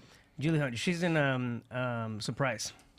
Awesome. Yeah. There you go, Angel. She's got it going on.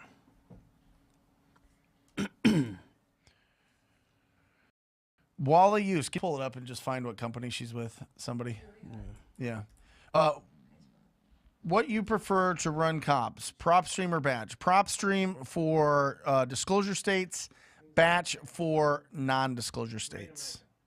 Yeah, it is Great American. That's what I thought. Yeah. All right. Great American Julie Hutton. Great American Julie Hutton. There you go. Yeah.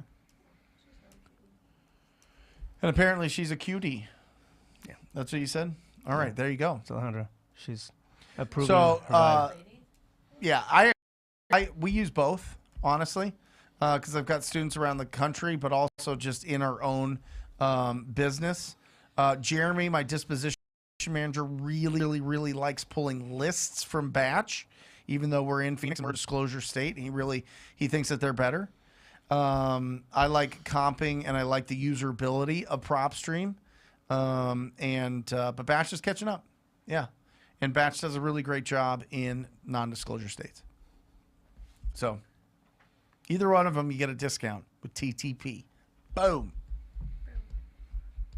Anastasio just started last week with currently 493 leads from Driving for Dollars. I got my girlfriend and her brother helping me make calls, and so far it's going good. Yes, that is incredible. Get everybody involved. Everybody. The more people that you can talk to, the faster this goes. The faster you get to the place that you want to be. So get everybody going. I celebrate you, and I better hear that you locked up a deal by this time next week. All right? By this time next week, I want a deal done. I want a deal locked up. That's your challenge. That's your project for the next 7 days. Your 7-day project is lock up a deal. Awesome. It's a good healthy number too for a week. There we go. Yeah. Brent, when should I start keeping some houses for myself to rent? Shout out Rafa. What's JVC Castro. Yeah, Javier. Yeah, you've gone through. You're ready. You know, you've gone through. You've got your processes built. You've got your business running. You're closing deals on a regular basis. You're past the first 12 months in this business. What I will say is this. Before you do it, you need to around and find somebody that has an incredible property management company. That's going to take a lot of that heavy lifting off of your shoulders. They're going to find your tenants. They're going to screen your tenants. They're going to put the right paperwork together. They're going to collect the rents. They're going to let you know and manage any kind of repairs that need to happen with those. Find a really good property manager, because it truly is. Every you own is a little business. And some businesses need more love and attention than others. Now, these properties, for the most part, don't really need it. You need to think of your property manager as somebody you're hiring as your business manager to take care of these properties. And it's really, really, really critical. You end up doing it, and your income goes like this, straight down. You're focusing on building your portfolio and putting renters in and this whole process and all these great things, and no deals come in. So stay focused on keeping all the deal flow coming in. Find a great property manager. Yep. Boom. There you go. I'm making 1 hour of calls Monday through Saturday, but wanted to double my efforts and was thinking of hiring a part-time cold caller 4 hours a week while I'm at work. Would that be a good idea? Well, first of all, that's not doubling your efforts. That's leverage. You're leveraging somebody else's time to do it. If you have the budget for it, John, go for it. But don't stop making the calls yourself. And don't get lulled into I don't have to today because I ran into this and that, and I'm not going to do it, but I already have these 4 hours of calls coming in from a VA. Go ahead. Also, consider that when you bring somebody in to be sitting there and calling 4 hours a day, you got to provide them with data. Yep. You have to give them the tools, meaning the dialer if they don't have one. You have to make sure they have enough data to go through that stuff. Otherwise, you're just be sitting there. So there's a couple of things that come along with you hiring somebody to plug into that company. So think about that budget when you're working this out, and absolutely don't stop making the calls yourself. You need those builds character. It does. It does. It does. I mean, it really builds you into a different kind of professional, a very, very, very versatile entrepreneur, John. When you talk to that many people about real estate, it makes your whole life easier to communicate, and you really learn a lot about human personalities, and you learn a lot about your own self and where you need to improve and where you need to evolve and where you need to really understand what's going through your head as you're being proactive. It's really awesome. It's a great place to be, because it really turns you into an incredible versatile person. I know that you already are. Just increases it. So, would that work? Yeah, I mean, test it out. I like callingreps.com with Max Fish. That's the owner of it. They're at $10 an hour. And then if you have a higher budget, the primo is callmotivatedsellers.com. And they do a really great job. They're the best of the best. I mean, it's not even close. But they're 24 or $25 an hour now. They were 20, but inflation. Inflation, For real. 7% rate. Yeah. For real. David, what's a good, friendly cold call approach to an attorney that I want to review my wholesale contract? Well, first of all, it depends on if you're trying to get this pro bono, which means for free, right? If you're trying to do that, then I would reach out to the title company. And this is just a hack for anybody. Talk to the title and escrow company or the closing attorney and ask for the in-house counsel if it's a title company, and say I'd like them to review my purchase contract to make sure it fits with your guys' guidelines and what you guys want in the contract, and they will do that for you. Typically, they will do that for free.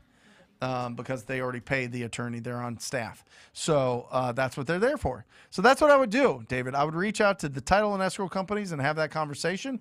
Or if you want to reach out to a real estate attorney, they're going to charge you probably $500. So, yeah. One way to pitch it that works real well is have them, just let them know that the title companies, let them know that you're working on a lot of marketing, you want to send deals their way, and you want to have everything that they need in your contract. And you take a look at it and let me know what what I'm missing in my contract, in my agreement. Love it. And then they'll review it. And it's kind of like a abrasive way of getting it, because what we found is going straight to them and then, can you review this? Sounds like liability, right? But if you pitch it that way, it sounds like opportunity. It's just of context. course. What's in it for them? Yep. Love it. Logan, how many offers would you recommend a fully submitted day to get your first deal done? Oh, I love it. What do you think, Raph? I'm going to let you take this one first. We aim for 10. Yeah. Yeah, we aim for 10 per rep, per I acquisition love it. rep. I love it. It just depends. Verbal offers happen all the time. If we can't get something out of a prospect or lead, we're going to start taking shots across the bow. So we do that often, whether that's even our cold callers or our acquisition managers. Typically, it's the acquisition managers. But I would say we're 5 to 7 a day, Logan. 5 to 7 a day of offers to get your first deal done. Listen, that's more about how many people you're talking to. 200 conversations to one deal is the average, Logan. So that's more what I want you to focus on. Not so much just submitting offers to people all day long. You're going to do that naturally if you're talking to enough people. Like, don't go into just a cold offer. Just have these conversations and be able to submit your offers once you've actually had those. Do you just send out blind offers to people? No, we have conversations with them, and then we'll structure it somehow. So Logan, put your focus on the quality conversations that you're having on a daily basis, because there's going to be a lot of times you're going to talk to somebody for the first time and they're going to say, well, how much will you give me? And you're going to say, well, the condition of the property is really important. Can you tell me what remodeling have you done to the kitchen and bathrooms in the last 5 years? And then they start going and going and going. And while they're talking, you're pulling it up on Google or in your PropStream or Batch Leads, get an idea of value, timesing it by 0.66, 0.5, or 0.25, so you have kind of a ballpark.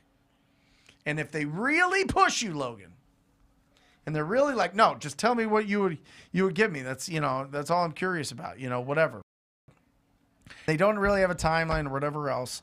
Then you throw out something and use it this way, because you don't give them this offer because you haven't seen it. You need to do more due diligence. You've talked to them for 97 seconds, right? They want an offer out of you. And you say, well, I'm just looking on my computer right now, and it looks like neighbors in your area, similar condition to your house, are selling for, and then throw out that 66, 50, or 25 and see if you're anywhere close. Most of the times you won't be. Most of the times they want Zillow plus 100,000 or something or whatever. Doesn't matter. Get rid of them. Boom. Unless they're ugly. they're really rough houses, you can't forever until they sell, because they're going to have to sell to a cash buyer eventually. Or they're going to have to fix it up, which most of them don't have the financial capabilities to do that. Awesome. They're still in the oven getting cooked. Tomas, yes. What's the best list to pull when starting? Driving for dollars. Driving for dollars. Driving for dollars. Driving for dollars. Driving for dollars. And you can build that list very fast, virtually, on your computer, sitting on your couch, driving through Google Maps, or having somebody else. If you're getting value, hit that like button. That really helps out the channel. Obviously, if you have not subscribed, make sure that you do subscribe. We come out with instruction every single day. There you go. Ashish asks, hey, so if a lender give money for us to fix and flip, how would these investors make money, and how do we pay them? Well, it depends on if it's a private lender or just like a hard money lender. Some of them want a percentage of the deal. Some of them want interest. You're gonna keep a lot more typically if you're paying interest. All right. Now, if you have a project that takes significant repairs and significant time, and it could add up really, really, really heavy. But I started out buying properties at auction. We raised funds. Mike Mahoney and myself raised funds from a buddy of ours, Grandpa, and he gave us a few $1,000,000. He had just sold his share in the company for like $20 million, and he gave us $4 million to play around at the foreclosure auction, and he wanted 30% of the profits. And then they wanted 50% of the profits because they wanted to give us more money. It worked out, made sense. So sometimes you have to split anywhere from 30 to 50% if they're going to be like your financial partner. At that point, they're your partner. We would be partnered with them. If they're just going to lend you money, then it's going to be interest, and usually some points up front.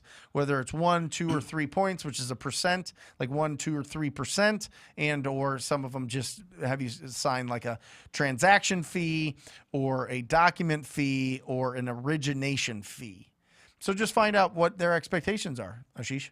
I think you made the biggest and most important point there, time, right? Yep. If it's something that's going to cost you a lot of time and you're paying interest, that's going to add up real quick. Yep. Then, maybe a profit share would be better. But if it's something that you can come in and flip, in a matter of 2 months or something, percentage can potentially work out better. Yep. Love it. Yep. Great question. Stephanie, there you are. Hi, Brent. I had a real... By the way, hey, by the 7th, Stephanie, you know what I'm talking about. Deal locked up by the 7th. I haven't forgot. You got 5 days left. 6 if you count today. Get going. 6 days. I had a realization doing the 7 levels deep. If I want to reach every potential in me, I have to have energy freedom. Build wealthy, healthy bank account for passive income. That is 1,000% correct. I will co-sign on that statement every day of the week. Absolutely. If you want to reach every potential in me, you have to have energy freedom. That is it. People don't talk about it. People are like, well, time management. No, Brent. Oh, time management. That was so early 1900s. It is all about priority management. Yes, that's what's important. Yes, priority management. No, it's energy management. You can prioritize everything you want in life. If you don't have the energy to do it, you're not going to do it. You're not going to do it enthusiastically, which means you'll get like 63% of what you really want out of that thing. Energy management. That's the whole thing. I say it at the close of every show that we do here. The 3 parts of living a wonderful life. The middle part is protect your health.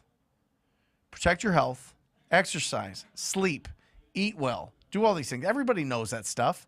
We do what we want. That's fine. But everybody knows that if you the more healthy that you are, the more energy that you have, the more that you're doing the things that you feel is really impactful in the world, the more energetic you get. excited you get.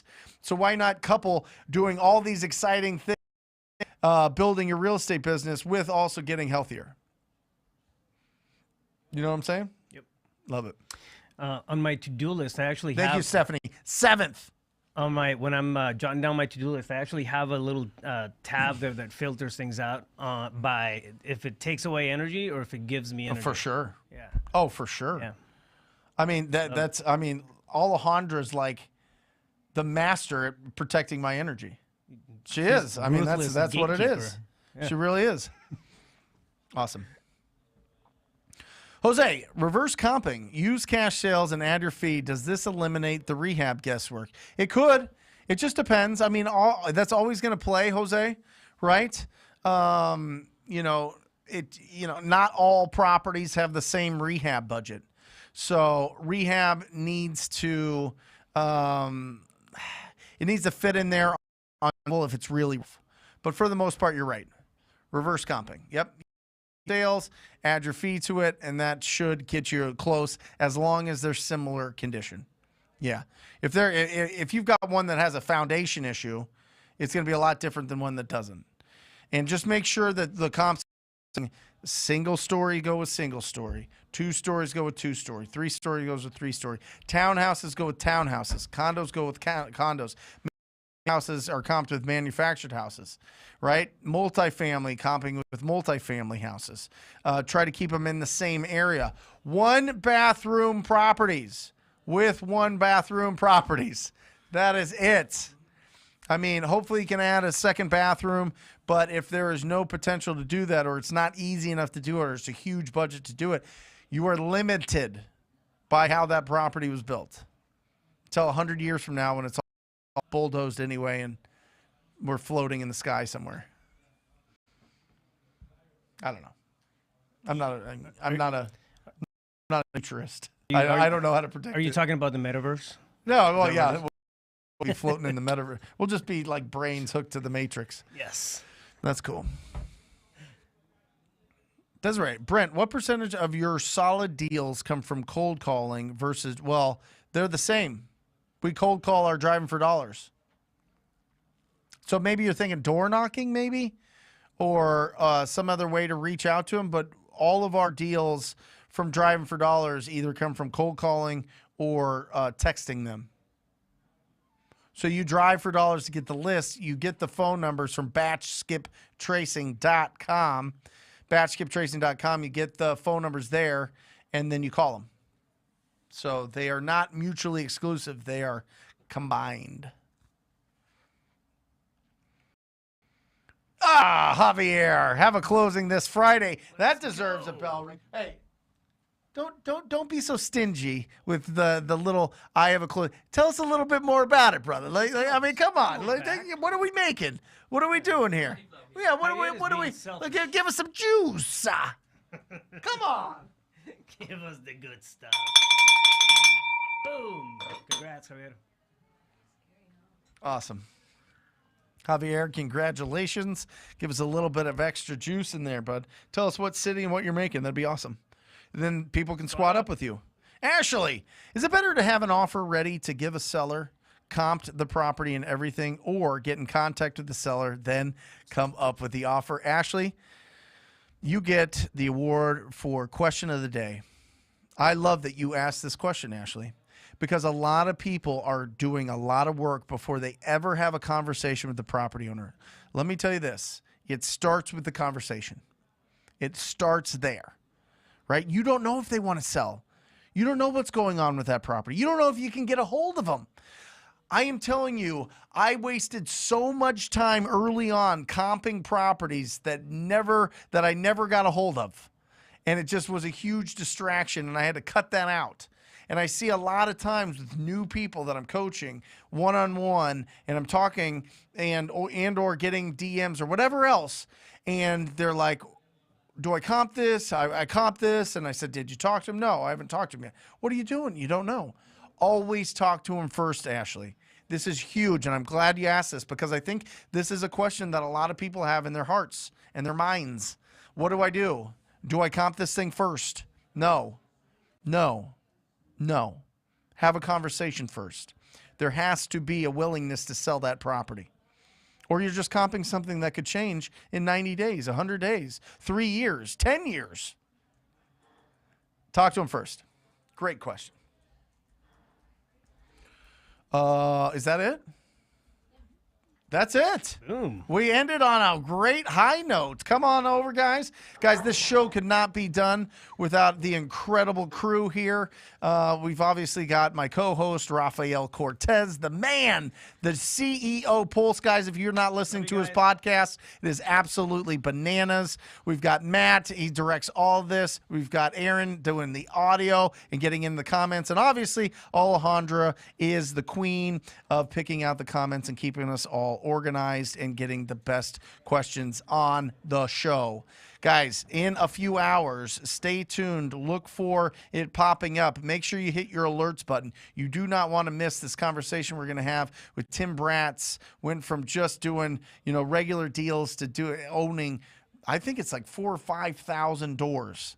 Like, it's absolutely incredible in a few years. I mean, we're talking he's on his way to billionaire. I'm not joking. Like, for real, coming in here, and we're going to be going live with Pace, with Jamil. Do not miss it this afternoon. It's going to be absolutely bananas. And as always, listen, keep your house clean, protect your health, and increase your value to the world, and you're going to live an incredible life. I love you. I'll see you soon. Bye.